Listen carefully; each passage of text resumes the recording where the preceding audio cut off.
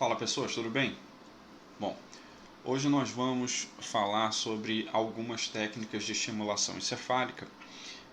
Essas técnicas, elas em geral, elas são utilizadas ou para fins de pesquisa ou para fins de diagnóstico e, em alguns casos, principalmente mais recentes, para fins terapêuticos.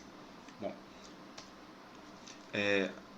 quando a gente fala em eletrofisiologia, tá? Lembrando que a eletrofisiologia ela não precisa ser neural, né? Ela pode ser eletrofisiologia cardíaca. Tá? Quando você fala em eletrofisiologia, tá? Você está falando especificamente de uma área de estudo que se interessa em colher dados, tá? Medidos a partir da atividade elétrica, no caso aqui, tema da nossa disciplina, encefálica. Bom, em geral, o que você tem é um conjunto de eletrodos que são inseridos na superfície da cabeça da pessoa. Tá?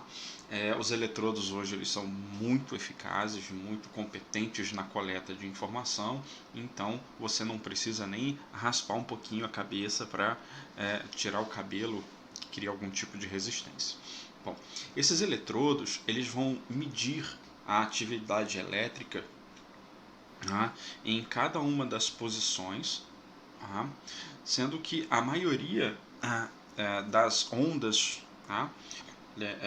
da atividade elétrica elas estão entre 1 e 20 Hz. Tá? Bom, então o que você tem? Com um monte de eletrodos espalhados na cabeça, você consegue medir a variação da frequência, da intensidade, da amplitude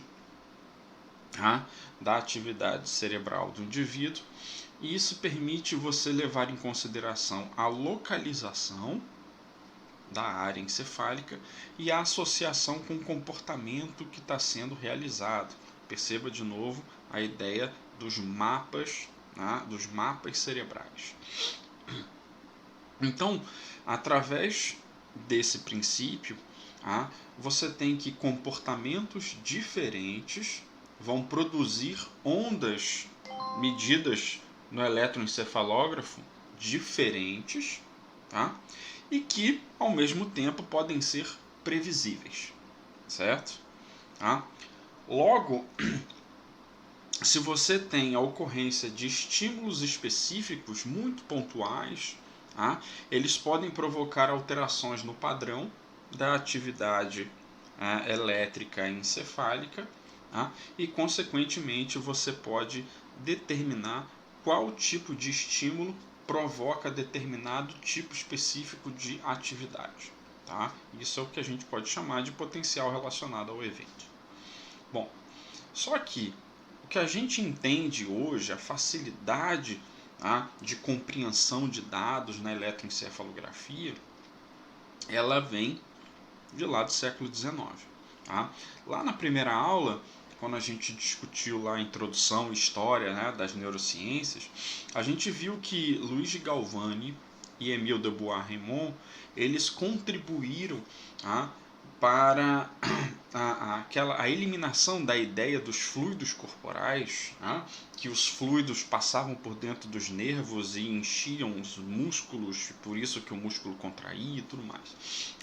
A gente viu que eles foram capazes de detectar a ocorrência de atividade elétrica tanto nos nervos quanto nos músculos, e que a atividade elétrica era uma atividade autogerada pelo organismo. Então, de alguma forma, a atividade metabólica estava associada a isso. Bom, esses avanços nos trabalhos de Beauharmont e Galvani geraram algumas questões para a época, muitas. Algumas das principais foram: bom, se os nervos e os músculos possuem atividade elétrica, será que o cérebro também tem atividade elétrica? Primeiro ponto. Se o cérebro tem atividade elétrica, essas atividades elas estão localizadas em áreas específicas. Então, se cada área está associada a um determinado comportamento ou atividade mental ou o que for. Então, cada área, quando estimulada, realiza uma descarga elétrica. Bom, as respostas elas foram alcançadas a partir de estimulações elétricas pontuais, tá? Em pacientes, tá? Em sujeitos com lesões cranianas, tá? Através de lesões experimentais, aí nesse caso animais, principalmente mamíferos, tá? A gente está em meados do século XIX, então o uso de cães e coelhos, tá? Era muito comum, tá? E estudos de casos clínicos, né? Situações particulares caso a caso que permitiam você fazer registros e comparar com outras situações. Bom, nesse sentido, a Richard Kettle, ele trabalhava com um negócio que não é muito bacana, por isso que eu não coloquei imagem aqui. Ele tirava a calota craniana, né, a tampa da cabeça dos animais, expunha o cérebro e fazia estimulação elétrica naquelas áreas e verificava os comportamentos. Tá?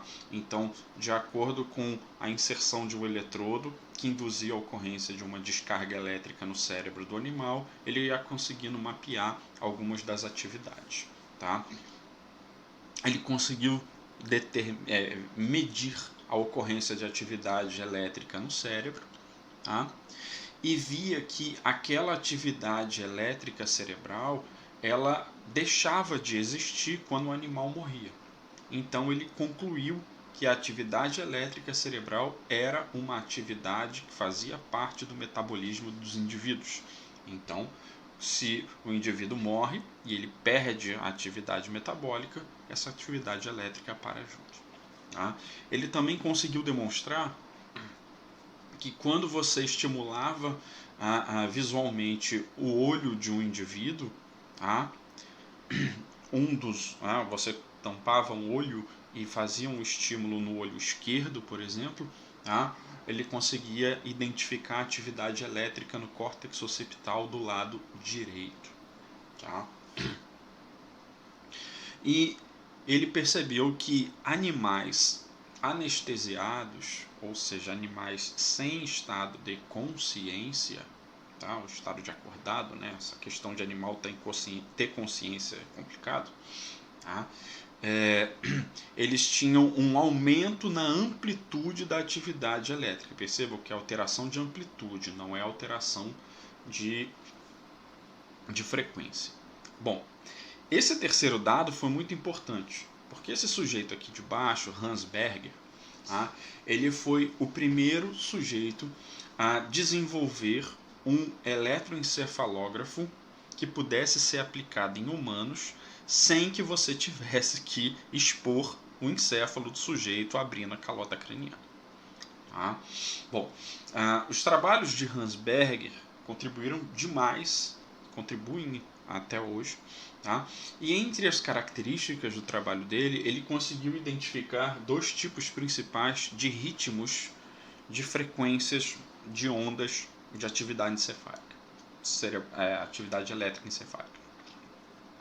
As ondas que ele chamavam de ondas, que ele chama e que são chamadas até hoje de ondas alfa, que tem de 8 a 10 ciclos por segundo, e as ondas beta, de 12 a 20 ciclos por segundo. Bom, Hans Berger, já no século XX, na década de 20, se não me engano, ele usou o próprio filho, tá, como colaborador, né, uma vez que não era invasivo os eletrodos, para obter os dados iniciais. Tá? Então, depois, obviamente, além do filho, ele utilizou muitos pacientes, algumas dezenas. Bom, ele conseguiu fazer uma demonstração de que existe uma correlação entre as ondas cerebrais e a atividade mental. Então, de acordo com a informação que ele passava para o filho lá, que era o paciente inicial dele lá, conforme o indivíduo ele ia seguindo as instruções as ondas cerebrais iam sofrendo alteração. Então aqui a gente tem uma imagem que mostra esse exemplo. Tá?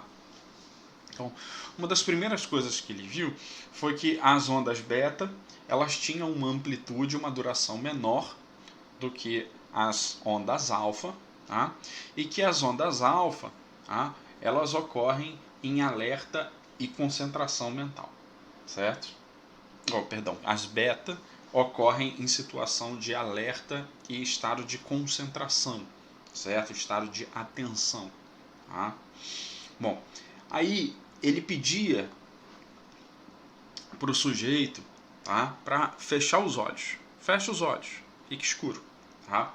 E na hora em que ele fechava os olhos, tá, as ondas alfa elas começavam a ocorrer, certo? Ou seja, as ondas beta cessavam e as ondas alfa começavam a ser medidas. Tá? O sujeito relaxado e de olhos fechados tinha ondas alfa. Quando ele pedia para o sujeito abrir os olhos novamente, as ondas alfa deixavam de existir e voltavam às ondas beta, certo? Ele chamou isso de bloqueio de ritmo alfa, num sentido de que as atividades elas variam com o estado de relaxamento e atenção, exposição à luz ou escuro que os indivíduos estão. Tá? Além disso, ele demonstrou a ocorrência de ritmo cerebral descontrolado em indivíduos epiléticos. Então, durante a crise, as ondas elas ficam irregulares. Então, isso já permitiu com que o aparelho dele começasse a ser utilizado para diagnóstico de epilepsia. E ele demonstrou que crianças, só a partir do terceiro mês, começam a apresentar atividade eletroencefalográfica. Tá? Isso hoje a gente sabe que está diretamente relacionado ao processo de mielinização completa do sistema nervoso central, que só ocorre após, só termina, né, esse desenvolvimento no terceiro mês de nascimento. Bom, além do uso clínico, né, principalmente no caso lá para uso em diagnóstico de epilepsia, hoje se faz uso de eletroencefalograma também para indivíduos que sofrem de distúrbio do sono, e para outras finalidades, né, esquizofrenia. A eletroencefalografia ela também é utilizada para pesquisa para outras finalidades. Alguns dos sujeitos que fizeram uso disso, o mais famoso para a gente é o Painfeld. Todo mundo conhece o homúnculo de Painfeld, né? Aquele boneco que ele é todo desproporcional, que ele representa como que seria o corpo do indivíduo de acordo com o mapa sensorial somatotópico, a questão que envolve elementos táteis. Então, né, tem a cabeça maior, o tronco menor, as mãos grandes, o braço curto. É o que? Através da eletroencefalografia, Painfeld e Jasper, principalmente, eles conseguiram ir mapeando a atividade cortical no córtex somatosensorial de acordo com estímulos que a pessoa, né, o animal, ia recebendo. No caso aqui é uma imagem de um macaco. E aí eles conseguiram identificar quais porções do córtex representam cada uma das porções do corpo. O que era representado no córtex de acordo com o estímulo dado na região do corpo do indivíduo. Bom, além da eletroencefalografia, tá?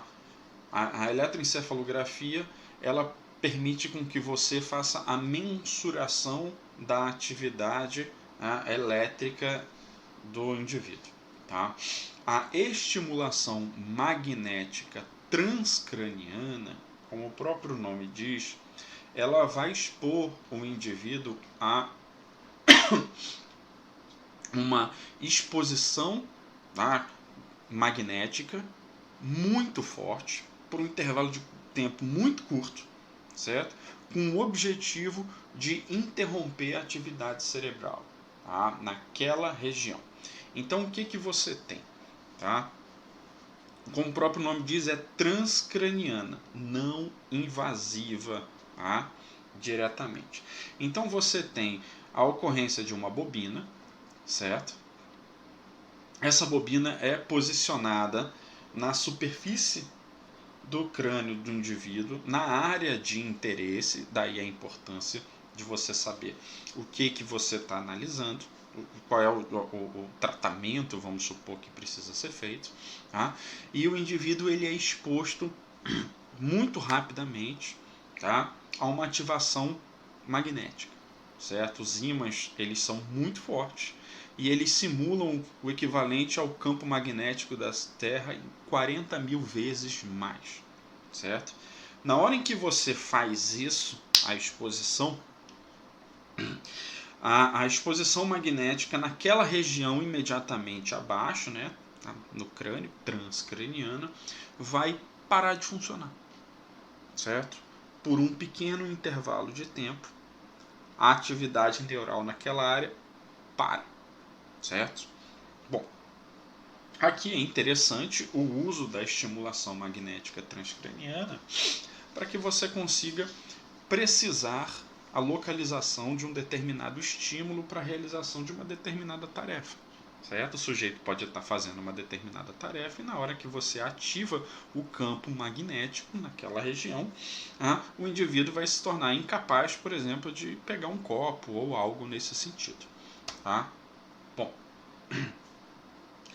a estimulação magnética transcraniana, ela pode ser de pulso único, como é esse exemplo que eu falei agora, tá? Você pede para o indivíduo realizar uma tarefa, e aí na hora em que, como de novo, pegar um copo, e aí na hora que você dá o pulso naquela região, ele cessa a atividade motora ou gera algum tipo de conflito, tá? Isso pode permitir mais conhecimento, né, para estudo e pode determinar diagnósticos para pacientes com casos particulares, tá? A estimulação magnética transcraniana repetitiva, tá? Ou seja, aquela em que ao invés de você dar um pulso, você vai dar um segundo, um terceiro, um quarto, um quinto, tá? Apesar de ser muito rápido, tá? Os pulsos dados, é preciso ter cuidado e isso não pode ser, os pulsos eles ligam e desligam o aparelho muito rapidamente por causa dos eventuais efeitos colaterais. Então essa estimulação magnética transcraniana repetitiva, ela tem uso terapêutico, tá? Então, seja para epilepsia, para depressão, para esquizofrenia ou, por exemplo, para dor crônica, tá? Existem relatos bem eficazes que indicam bastante eficácia no uso da EMT repetitiva para indivíduos que sofrem de dor crônica, certo? Então você gera uma confusão mental, uma confusão funcional naquela região e aí os neurônios eles cessam o disparo. Obviamente essa é uma terapia que ela precisa ser feita de uma maneira contínua, né? Bom, a gente não pode confundir a estimulação magnética transcraniana com terapia eletroconvulsiva, são coisas diferentes. Lá você vai utilizar ímãs que, quando ligados, vão parar a atividade naquela área, certo? Quando você fala em terapia eletroconvulsiva, o antigo eletrochoque, o que você tem é que você está dando pequenas e leves descargas elétricas, tá, nos dois hemisférios do cérebro do paciente, que tem como intenção provocar uma leve convulsão, certo? Tá? Diferentemente de quando a terapia eletroconvulsiva ela começou a ser realizada e as formas chocantes que se tem registro, tá? Hoje a terapia eletroconvulsiva, o paciente ele está em anestesia geral, ou seja, sem consciência. Você tem bloqueio neuromuscular para evitar os espasmos e o indivíduo ele está em ventilação artificial, certo? Bom, você tem as duas peças com os eletrodos e o indivíduo ele vai recebendo pequenas descargas elétricas que vão percorrer todo o cérebro do indivíduo, certo? Tá. Mas isso não gera problema? Gera confusão mental, obviamente, quando o indivíduo retorna, né? Pode comprometer desenvolvimento de memória de curta duração, memória recente e tudo mais. Só que a terapia eletroconvulsiva ela é utilizada em casos de indivíduos que sofrem de depressão, principalmente a depressão suicida grave, em que o uso de medicamentos, todos os medicamentos possíveis do tratamento não são eficazes. O indivíduo não é sensível ao tratamento, nem ao tratamento de lítio. Tá? Então a terapia eletroconvulsiva ela é como se fosse a última saída, certo? Bom, e para a gente acabar, uma técnica que é relativamente recente é a estimulação cerebral profunda. Como o próprio nome diz, tá? Ela representa um implante de um eletrodo, então é implantado cirurgicamente em porções profundas do cérebro, aonde há eletrodos superficiais ou aonde a estimulação magnética transcraniana não conseguiria alcançar, porque é uma situação em que a área afetada ou que precisa ser combatida, tratada, é profunda, certo? Então o sujeito ele tem um eletrodo implantado no cérebro, certo? Esse eletrodo ele possui um fio condutor, um cabo de extensão que está ligado a um gerador de pulsos, tá? Muito grosseiramente semelhante ao marca-passo cardíaco. Tá? Em algumas situações, os eletrodos eles são bilaterais, então você tem dois eletrodos, né? E consequentemente dois geradores de pulso, um em cada lado do peito, porção esquerda e direita. Tá? Então, a posição do eletrodo ela vai depender daquilo que você está precisando tratar, certo? O que você tem aqui, tá? Diferentemente lá da terapia eletroconvulsiva, você tem uma estimulação elétrica muito leve e a frequência da descarga e a intensidade elas são muito específicas, tá? O objetivo aqui é pontual e é estimular especificamente áreas para que elas disparem e uma determinada rota seja estimulada a acontecer. Tá? Esse tratamento ele é um tratamento que é extremamente eficaz para os pacientes com Parkinson e ele é considerado hoje um tratamento de escolha, tá? Porque evita a ocorrência dos efeitos colaterais, dos efeitos adversos relacionados às medicações baseadas no sistema dopaminérgico do parkinsonismo. Tá? Outros usos da estimulação cerebral profunda são o transtorno obsessivo compulsivo grave e casos graves de depressão. Tá? Bom, então essa é a nossa aula de hoje. Aqui a gente tem uma abordagem geral de mecanismos de estudo e de tratamento voltados especificamente à medida da atividade cerebral e à estimulação disso, tá? Mas existem outras técnicas importantes tá? E elas vão ser discutidas nas próximas aulas, tá bom? Fiquem bem, se cuidem. Se tiver alguma dúvida, deixa nos comentários. E até a próxima. Grande abraço.